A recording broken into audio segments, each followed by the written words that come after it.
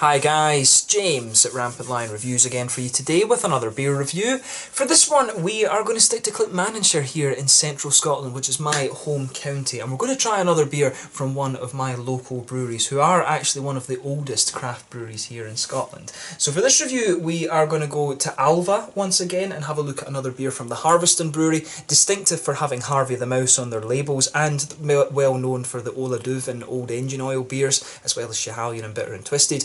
But this particular beer is the 1297 and it's an IPA coming in at 5.6% ABV. I've got a feeling that this beer might be an Aldi exclusive. There's nothing listed on the website, the Harviestoun website, about this beer, and I've never seen it anywhere else, and I know that quite a few breweries do exclusive beers for them now. And it's cool actually, because the German supermarkets, Lidl and Aldi, are really starting to support the local breweries and try and get exclusive beers and stuff like this. I know Williams Brothers do Golden Ratio and another one that is exclusively in Aldi, so keep an eye out for those. But looking forward to trying this one. I'm guessing that the name 1297 comes from the year that the Battle of Stirling Bridge happened between Andrew Maury and William Wallace on the Scottish side, and I think it was the Earl of Surrey that was the English commander in that one. But looking forward to trying this one, and as always I hope you guys enjoy my take on this beer. So anyway, as is usual with my reviews then, I'll tell you a little bit about the brewery before we taste the beer. If you want to get straight to the tasting, just fast forward. All the usual links are in the description below. That's the brewery website, the link to my other reviews that I've done from Harviestoun Brewery before. No doubt I will add some more in the fairly near future. There's all the usual social media. If you want to see more beer reviews, do please consider subscribing to the channel. The whole channel has a geography based tagging system, so you can go into the homepage and search for beer based on country, city, state, county, prefecture, whatever it is you're interested in. Do check out the playlists of beers from different countries. There is one there for all the Scottish beers that I've reviewed for you. That's constantly being added to, and as always, please do get in touch and let me know some of the other beers and breweries that you guys would like to see me review. It's always great to hear from you guys that are watching the videos, and the support that you show the channel is hugely appreciated. So anyway, to tell you a little bit about the Harviestoun Brewery then, on to my brewery notes. So Harviestoun, as I mentioned to you earlier, are one of the oldest craft breweries in Scotland, and this brewery was founded back in 1983 by Ken Brooker, who used to homebrew, and he would invite people over to his house to taste his beer. A few years later he decided that he wanted to brew for a living, and he converted an old steading, basically an old kind of farm yard if you like, into a brewery back in 1986. But over the following years they gradually added more beers to their repertoire after Ken decided to invest in the brewery in 1989, and this was when they installed professional equipment for the first time. A lot of their original equipment that they had was from recycled dairy apparatus, but in 1994 they actually introduced the famous Schiehallion lager beer, which really has made a big name for itself. You know, it's probably the most exported lager beer other than Tennent's and things like that in Scotland, or well, maybe some of the Brewdog ones and things like that, but for a long time it was the most exported sort of kind of Pilsner lager type beer that you're going to find in terms of craft beer from Scotland. But the big break for this brewery came in 1996 when they won the Tesco Beer Challenge, and this resulted in the first bulk order for the brewery, and soon after this they launched their flagship beer, the Bitter and Twisted, and they began their exports to the USA as well. But since the turn of the millennium this brewery's become even more decorated, and they introduced the Old Engine Oil Porter, which is a very, very popular export beer, and this has since been barrel aged to create the famous Ola Duv series, and in 2003 they moved to their new facility in Alva, just a few miles down the road from Dollar. But the brewery was sold to the Caledonian Brewery from Edinburgh in 2006, which was in turn bought by Heineken in 2008, and at that point they said they didn't want the Harviestoun Brewery, so it was actually bought out of Heineken's ownership by a group of Caledonian brewery directors headed by Sandy Orr and Donald MacDonald, and over the last few years they've continued to expand their capacity. If you drive past the brewery you can see they've added several tanks and things outside, but they've continued to expand that capacity and add new beers to the range. Their current head brewer is Stuart Crail, who's been with them for a good number of years, and in 2019 they've just appointed a new management team and they've rebranded the beers. The label, of course, it's not been a drastic rebranding, they've just sort of done it to kind of have unity or uniformity over the range of things, because there were a few that had different types of Harvey the Mouse and things like that on them as well, and they are planning to quadruple their business over the next 5 years or so, they were saying, so I'm guessing this brewery will be exporting a lot more, or doing some deals with the local supermarkets and things like that to get their beers out there. But yeah, that's all you really need to know about Harviestoun Brewery just now. Like I said, one of the older and more established craft breweries here in Scotland,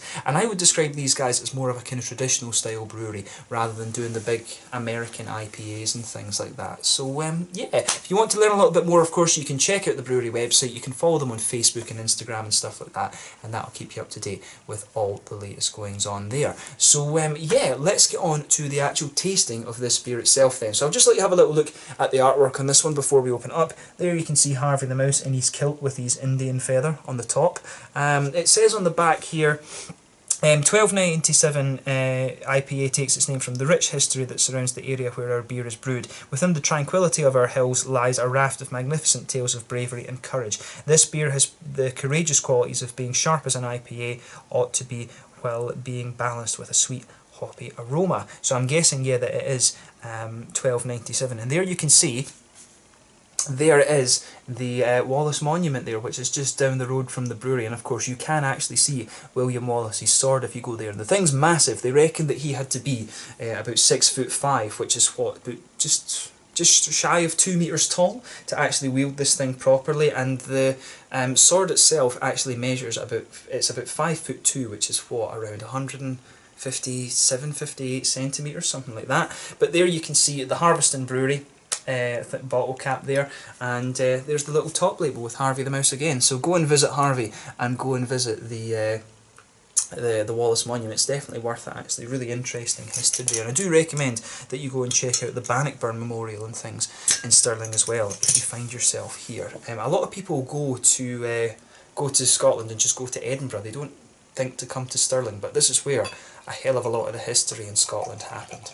But as you could see, nice little smoky opening there, and we'll get it out and into the glass. So this one comes across with a nice kind of quite rich ambery golden colour there, very very clear. If I put my fingers behind the glass, you can see this one is crystal clear. There's a solid, I would say 2/3 half finger of a frothy cream coloured head there, and one or two big bubbles sticking toward the side of the glass, a few little ones just heading up towards the bottom of the head there. But you know, overall it kind of looks pretty much what you would expect from an IPA. These days of course a lot of them are hazy, and I'm guessing this one will probably be a kind of English style IPA rather than an American IPA, just going by the percentage and things like that, and from what I know of this brewery. But yeah, looks pretty nice, nothing overly unexpected about this beer. So yeah, let's take a look at the aroma then and just see how we get on with this one.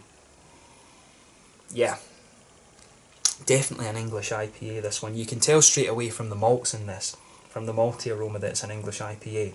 So forming the base of this one, you can definitely get a little bit of a bready quality. It almost comes across as being a little bit like a brown bread, I would say. There's definitely a little bit of graininess in there.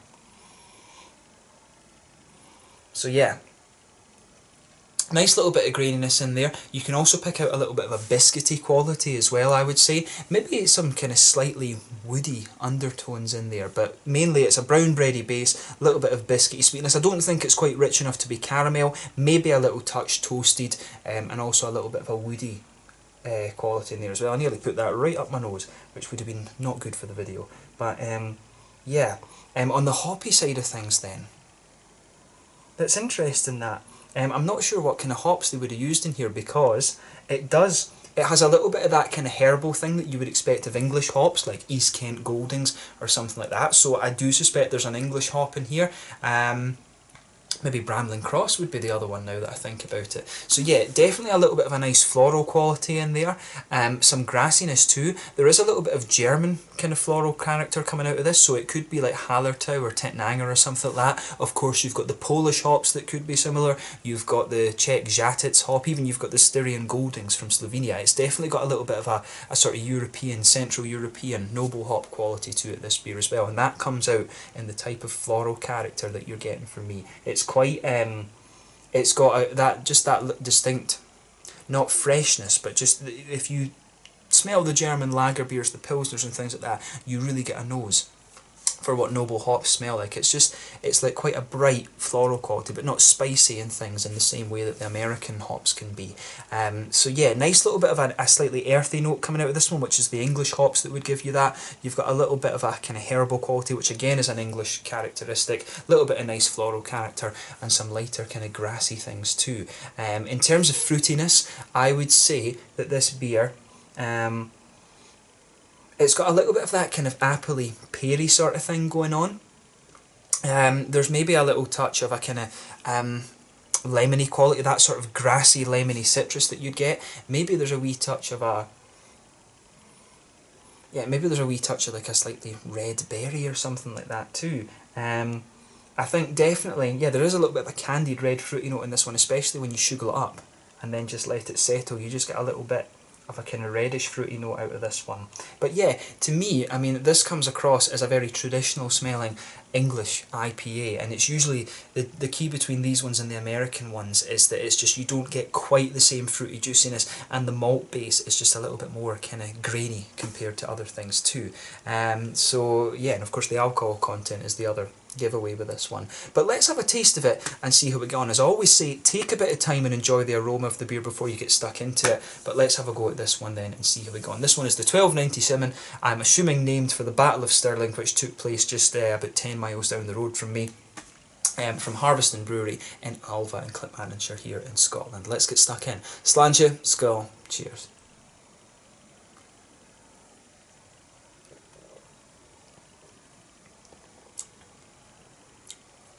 Yeah, definitely an English style IPA, this one. It works though, it's quite a nice sessionable ale, this one, I have to say. If I compare this to the other ones, probably my favourite sort of lighter beer that you get from these guys, it would be the Schiehallion. I mean, Schiehallions are really lovely Czech style lager beer with a bit of cascade in it. I really, really like that one. This is probably, if I think about this beer compared to that, it's probably got the same level of kind of drinkability, but it's definitely a little bit more kind of English and grainy in its malt base. It definitely has that sort of real ale kind of malt base to it, if you like.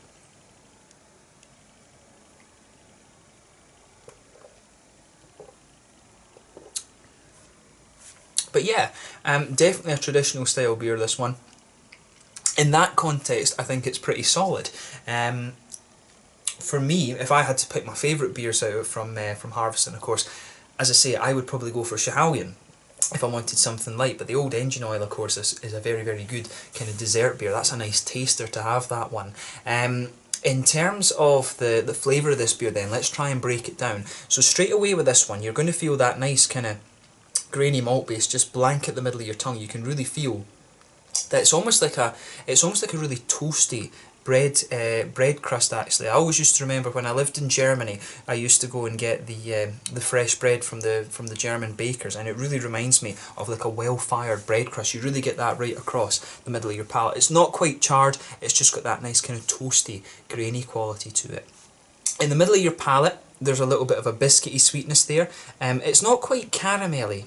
If there is caramel at all in this, it's a very tiny, tiny amount in the very centre of your palate, and as you come further out from the centre there, it just gradually gets drier and drier, and you start to get more of those toasty grains that I was talking about, giving you the roasty bread crust kind of flavour.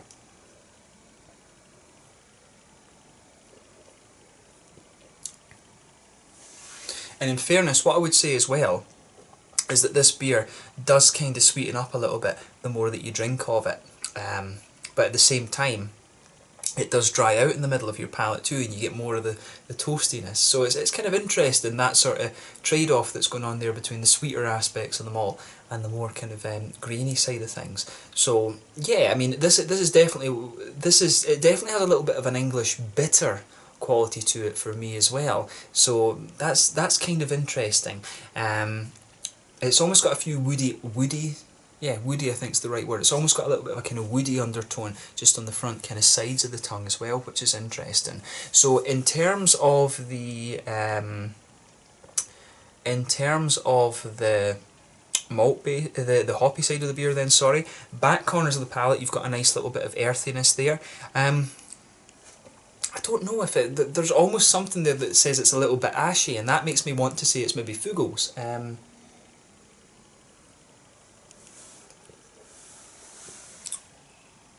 No, I don't think it's Fuggles.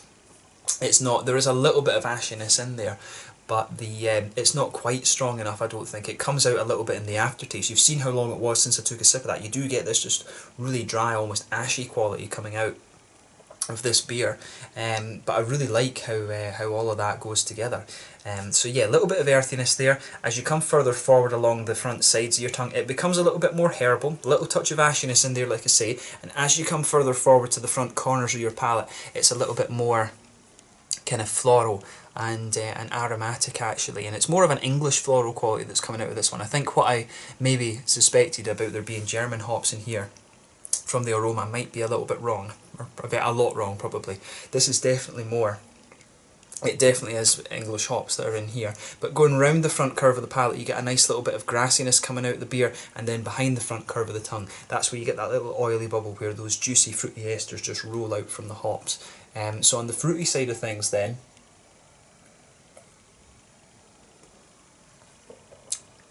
yeah, on the fruity side of things, it's definitely got a little bit of that sort of grassy, almost lemony ester coming out of it. The candied fruit things, the candied sort of berryish, strawberry type things that I was picking out in the nose, they're not coming out in the flavour, definitely not.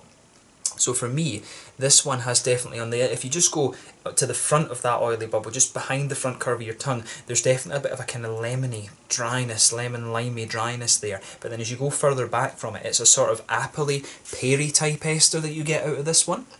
And into the aftertaste, some of the graininess from the malt base pushes its way out. The sort of herbally, earthy qualities are sort of lingering there too. And then you've got that kind of lemony, slightly limey dryness in there as well. So it's kind of interesting how this one goes together. Definitely an English IPA, and it's really the graininess in the malt base that makes it like that. But at the same time, the graininess is almost at the same point where you might say it's an English bitter, actually. If I was to blind taste this beer, I don't know if I would say it's an IPA. I mean, it's not quite thick enough to be an English bitter, but it definitely has some of the same qualities that you would expect from that. As I've always said in the channel, I'm not such a great fan of the English traditional styles from the blonde side of things. When it comes to the porters and the stouts and the brown ales and stuff, that's where I think English beer really shines. But as a kind of drinkable session ale, it's fairly nice. I mean, if you like English IPAs, then I would suspect that this one is pretty solid. Honestly, it's not a style